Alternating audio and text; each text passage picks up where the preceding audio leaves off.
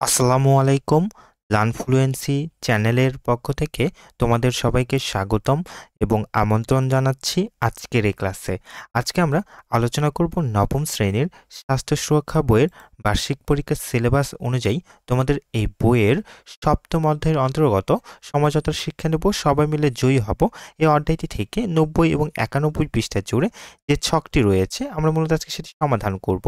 চলো আলোচনাটি শুরু করা যাক। শুরু করছি পরম করুণাময় মহান আল্লাহ তাআলার নামে। দেখো তোমরা নিশ্চয়ই তোমাদের বইয়ের এই ছকটি দেখতে পাচ্ছ। দেখো এখানে বলতেছে ভিন্ন মত প্রকাশের আগে সমঝোতার ক্ষেত্র বা পরিস্থিতি, এখানে আমাদের তিনটি লিখতে হবে। সমঝোতার ক্ষেত্রে যে পরিস্থিতি তিনটি হতে পারে এবং সমঝোতার কৌশলগুলি আমাদের এখানে মূলত তিনটি লিখতে হবে। চলো আমরা এর সমাধানটি দেখি। তোমরা নিশ্চয়ই দেখতে পাচ্ছ আমরা সমাধানটি করে রেখেছি। দেখো সমঝোতার ক্ষেত্র বা পরিস্থিতি আমরা যা লিখতে পারি, সমঝোতার নিজের কথা সুন্দরভাবে উপস্থাপন করা যেমন গুরুত্বপূর্ণ, তেমনি অন্যর কথা শোনাও ততটাই গুরুত্বপূর্ণ। মনোযোগ দিয়ে শোনাটা একটি দক্ষতা। সেটা শোনার আগে আমি নিজ থেকে কোনো মন্তব্য তার উপর চাপিয়ে দেব না। এরপরে দেখো একটি গুরুত্বপূর্ণ অবস্থা অনেকটাই নিয়ন্ত্রণে আসতে পারে যদি আমরা দুপক্ষে একে অন্যের কথা মূল বিষয়টিকে সঠিকভাবে ধরতে পারি। এটা ছিল সমঝোতার ক্ষেত্র বা পরিস্থিতি সম্পর্কে তিনটি কথা, তাই না? এবার আমরা দেখো সমঝোতার কৌশল, যে সমঝোতার কৌশল আমরা কিভাবে অবলম্বন করতে পারি, কি কি কৌশল অবলম্বন করতে পারি। দেখো সমঝোতার জন্য বসতে গেলে অন্যর কথা শুনবো এবং আমরা আমাদের প্রত্যাশার দিকেও খেয়াল রাখবো। এরপরে দেখো দুই পক্ষের যেখানে ভিন্ন ভিন্ন দৃষ্টিভঙ্গি অথবা বিপরীত ধরনের চাহিদা দ্বন্দ্ব সৃষ্টি হয়েছে, দুই পক্ষেই তারা যা চাচ্ছে সেটাই যে পাবে এটা প্রত্যাশা করা উচিত নয়। এরপর দেখো তৃতীয় পক্ষ নিরপেক্ষতার সাথে হস্তক্ষেপ করলে এবং উভয় পক্ষের কথা মনোযোগ দিয়ে শুনলে যে কোনো সমস্যার সমাধান করা হবে। এরপরে দেখো তোমাদের বইয়ে যে আরেকটি ছক রয়েছে তোমরা নিশ্চয়ই দেখতে পাচ্ছ, আমার সমঝোতার সিদ্ধান্ত। এটুকু তোমরা একটু রিডিং পড়ে নেবে। হ্যাঁ, আচ্ছা দেখো পরে যে ছকটি রয়েছে আমার সমঝোতার সিদ্ধান্ত, অর্থাৎ সমঝোতার ক্ষেত্রে যে ছকটি রয়েছে। দেখো এখানে প্রথমে ঘটনা বা পরিস্থিতি এক, এখানে একটা ঘটনা তোমাদেরকে বর্ণনা করতে হবে এবং এই ঘটনার সাথে কার সঙ্গে ঘটেছে, ঘটনাটি কার সঙ্গে ঘটেছে সেটি লিখতে হবে এবং অনুভূতি কী ছিল সেটি লিখতে হবে। এরপর দেখো সমঝোতার জন্য কি করতে চাই সেটি লিখতে হবে।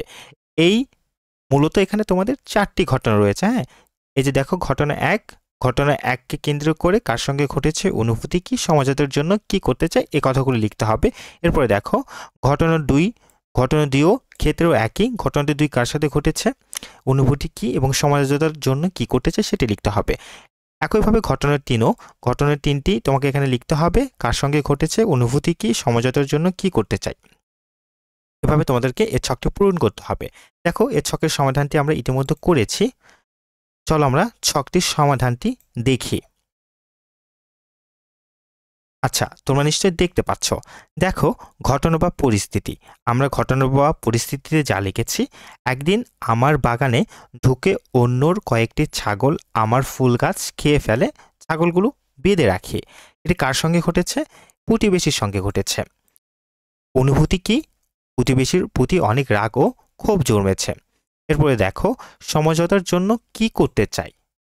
সমঝোতার জন্য কি করতে চাই, দেখো আমরা লিখেছি প্রতিবেশীকে ডেকে আমার ক্ষয়ক্ষতি সম্পর্কে জানাতে চাই, ভবিষ্যতে এমন ঘটনা যাতে না ঘটে সে সম্পর্কে সচেতন করতে চাই, কি ক্ষতিপূরণ দিতে চাই তার মতামত নিয়ে সমঝোতায় আসতে চাই। এরপরে দেখো ঘটনা দুই। হ্যাঁ, ঘটনা দুই আমরা কি লিখেছি, আমার বাসার বাহিরে এলাকার কিছু ছেলে উচ্চ শব্দের গান বাজায়, যার ফলে পড়াশোনায় মনোযোগ দিতে পারি না, তাদের নিষেধ করতে গিয়ে দ্বন্দ্বে জড়াই। এরপর দেখো কার সঙ্গে ঘটনাটি ঘটেছে।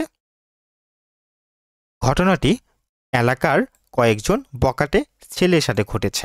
এরপর দেখো ঘটনাটি ঘটার পর অনুভূতি কি ছিল? খুব রাগ হচ্ছিল, দ্বন্দ্বে জড়ানোর পর নিজেকে নিরাপদ মনে করছি না, তাই ভয় হচ্ছে। এরপর দেখো এই সমঝোতার জন্য কি করতে চাই, এই ঘটনাকে কেন্দ্র করে সমঝোতার জন্য এলাকার বড় ভাইদের সাহায্য নিব, বড় ভাইদের উপস্থিতিতে বখাটেদের ডেকে নিয়ে এসে সমস্যা সমাধান করতে চাই। আচ্ছা, এরপর দেখো আমরা ঘটনা 3টি দেখব। ঘটনা বা পরিস্থিতি 3। এখানে আমরা লিখেছি দেখো, আমার ক্লাসের এক বান্ধবী ইপটিজিংয়ের শিকার হয়েছে বলে আমাদের জানায়। আমরা বন্ধুরা মিলে ইপটিজিংকারীকে মারধর করি। হ্যাঁ, আচ্ছা দেখো এই ঘটনাটি কার সাথে ঘটেছে? এলাকার এক বখাটে যুবকের সাথে ঘটেছে। অনুভূতি কি ছিল? প্রাথমিক অবস্থায় রাগ হলেও এখন ভয় করছে। সমঝোতার জন্য কি করতে চাই? স্থানীয় মেম্বার বা চেয়ারম্যানের সহায়তায় ছেলেটিকে ডেকে ইপটিজিংয়ের কুফল এবং আইনগত অপরাধ সম্পর্কে জানাবো। তারপর চেয়ারম্যান বা মেম্বারের সাহায্য সমঝোতায় পৌঁছাবো। এই ছিল তোমাদের জন্য আজকের এই আলোচনা। ভিডিওটি ভালো লেগে থাকলে লাইক করবে এবং অবশ্যই লার্ন ফ্লুয়েন্সি চ্যানেলটিকে সাবস্ক্রাইব করবে। ভালো থেকো, সুস্থ থেকো। আসসালামু আলাইকুম।